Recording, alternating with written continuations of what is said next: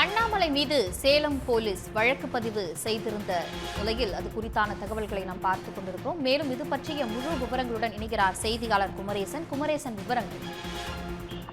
அதாவது மதுரையில் உள்ள இந்த திருப்பரங்குன்றம் முருகன் மலையில் முருகன் கோவில் அமைந்துள்ளது. அதே போல அந்த மலையின் உச்சியில் தர்கா ஒன்றும் அமைந்துள்ளது. இந்த தர்காவிற்கு சென்று வர தனி வழியும் உள்ளது.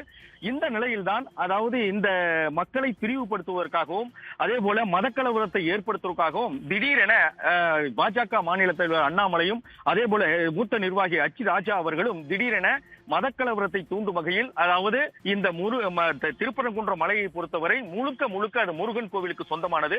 அது முருகன் மலை. அங்கு தர்கா என்பது ஆக்கிரமிப்பில் உள்ளது. அந்த ஆக்கிரமிப்பை அகற்ற வேண்டும் என்று அவர்கள் தொடர்ந்து ஒரு பிரச்சனையை கிளப்பி வந்தார்கள். இந்த பிரச்சனை கடந்த 2 மாதங்களுக்கு முன்பு ஒரு விஸ்வரூபம் எடுத்து வந்தது.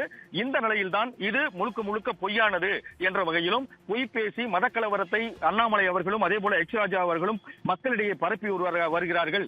அமைதியாக உள்ள தமிழ்நாட்டில் மதக்கலவரத்தை தூண்டும் வகையில் செயல்படுகிறார்கள் என்று சமூக ஆர்வலர்கள், அதாவது சேலத்தை சேர்ந்த சமூக ஆர்வலர் பியூஸ் மானஸ் அவர்கள் சேலம் மாநகர சைபர் கிரைம் பிரிவில் புகார் ஒன்றினை கடந்த 10 நாட்களுக்கு முன்பு அளித்திருந்தார். அது தொடர்பாக ஆவணங்கள் சேகரிக்கப்பட்டது. குறிப்பாக பியூஸ் மானஸிலிருந்து அது தொடர்பான பல்வேறு ஆவணங்களும் பெறப்பட்டு அந்த ஆவணங்கள் அடிப்படையில் தற்போது பாஜக மாநில தலைவர் அண்ணாமலை அதே போல மூத்த நிர்வாகி எச் ராஜா ஆகியோர் இருவர் மீதும் வழக்கு பதிவு செய்யப்பட்டுள்ளது. அதாவது இவர்கள் தமிழ்நாட்டில் மதக்கலவரத்தை தூண்டும் வகையில் அவர்கள் பேசி வருகிறார்கள். மக்களிடையே பிரிவினையை ஏற்படுத்தும் வகையில் பேசி வருகிறார்கள். வன்முறையை தூண்டும் வகையில் அவர்கள் பேசி வருகிறார்கள். எனவே அவர்கள் மீது இது தொடர்பான வழக்கை பதிவு செய்ய வேண்டும் என்று பியூஸ் மானஸ் கொடுத்ததின் பேரில் தற்போது சைபர் கிரைம் போலீசார் அண்ணாமலை மீதும் அதே போல எச் ராஜா மீதும் வழக்கு பதிவு செய்திருக்கிறார்கள். இது ஒரு பரபரப்பை ஏற்படுத்தியிருக்கிறது.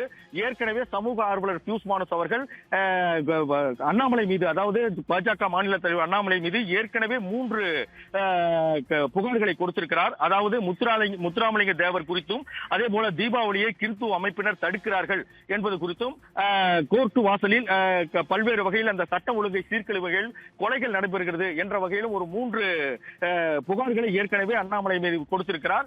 இந்த வகையில் தான் தற்போது 4வதாக இந்த வழக்கை அவர் மீது பதிவு செய்திருப்பது சேலத்தில் பரபரப்பை ஏற்படுத்தி இருக்கிறது. தகவல்களுக்கு நன்றி குமரேசன். உடனுக்குடன் செய்திகளை தெரிந்து கொள்ள சன் நியூஸ் பெல் ஐகானை கிளிக் பண்ணுங்க.